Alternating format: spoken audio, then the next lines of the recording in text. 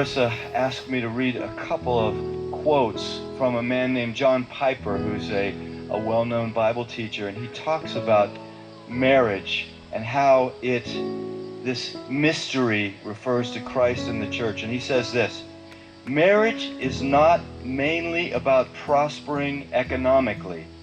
It is mainly about displaying the covenant-keeping love between Christ and his church. He says, knowing Christ is more important than making a living. Treasuring Christ is more important than bearing children. Either way, it is short. It may have many bright days, or it may be covered with clouds. But if we set our face to make of marriage mainly what God designed it to be, no sorrows and no calamities can stand in our way. Every one of them will be not an obstacle to success, but a way to succeed.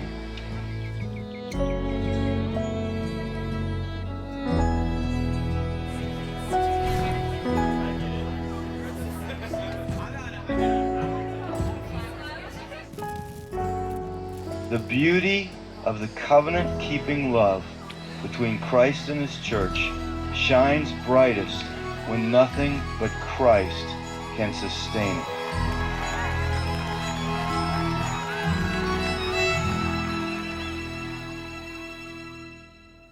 Ian and I first met in 2005 at college and had a blast for 10 months getting to know each other. And I was looking through and I found one of my favorite pictures, which I think was actually taken right before his accident. He set up a camera on his tripod, and it's just a classic Ian face that to me sums up who he is. We'd been dating for 10 months and he was working an extra job for his dad, and he was on his way to work near Pittsburgh. And we got a phone call that he had been in an accident, and we didn't know if it was when he got to work or on his way. And so we got down to Pittsburgh, and I was just praying the whole time in the car that it wouldn't be his brain. After being at the hospital for a few hours, we found out that it was, and he had been in brain surgery for a few hours and had suffered a traumatic brain injury. God totally spared his life. One night he was failing 4 out of 5 brain activity tests, and the next morning he was doing well and his brain was starting to respond again.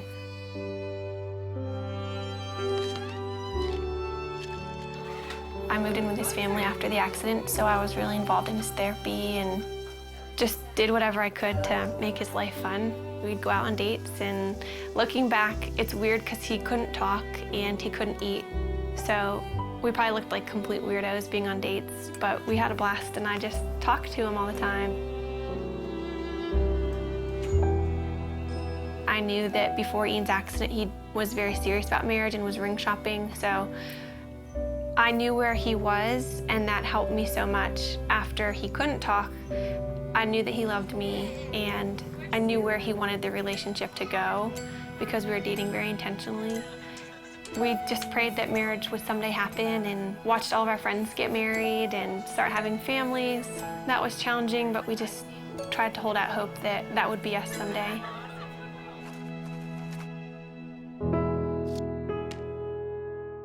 This is our board of gratefulness, and we encourage anybody who comes in to write a note of something that they're thankful for. It could be really small. Mine is just Saturday mornings, and it's just a good way that we've found to be just practicing gratefulness. And Ian, I think half of yours say my wifey, which is pretty cool.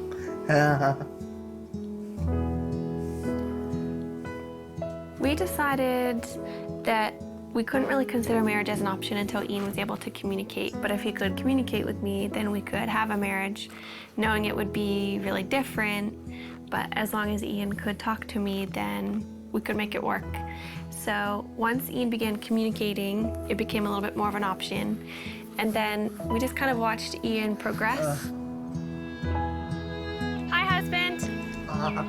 Hi, wifey. How are you? Yeah, What? how are you? I'm good. How How was your day? Yes. A conversation I had with his dad, it was one of those conversations where I realized this could happen. Then that August, his dad was diagnosed with brain cancer. And at that point, his dad's biggest concern was Ian and I, and whether or not we were gonna get married or step away from our relationship. He wanted us to make a decision to move our lives in some direction. He passed away before he was able to see us get engaged, but that was a huge impetus in why we started to pursue engagement.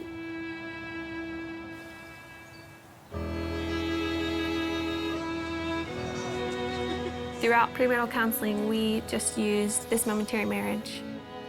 It was so helpful because John Piper talked a lot about primary things and secondary things, which is really important for us because when we're walking out our marriage practically, Ian can't do the secondary things like working or making a meal for me. Everything that's primary, though, he can do, which is leading me spiritually. Ian always comes back to the foundational truths of who God is and kind of reels me back in from my emotions, and that's the most important thing. We have two friends that we're going through the book with. I think we've just been able to help them see that maybe the little things that they're excited for about marriage are worth being excited about, but they're not the end all and be all of their marriage. But we also have so much to learn, and we're learning from them and things that they share because our relationships are different and we can glean different things from each other. I think what helped us in deciding to make this commitment to each other, at least for me, is knowing that Ian wouldn't have left me if the roles were reversed, and that we love each other and we know that God's going to be faithful to our marriage. We're able to love each other with, I think, a more Christ-like love because of Ian's disability, and just to understand that picture a little bit better than if you were healthy. Yeah. Do you agree? Yes.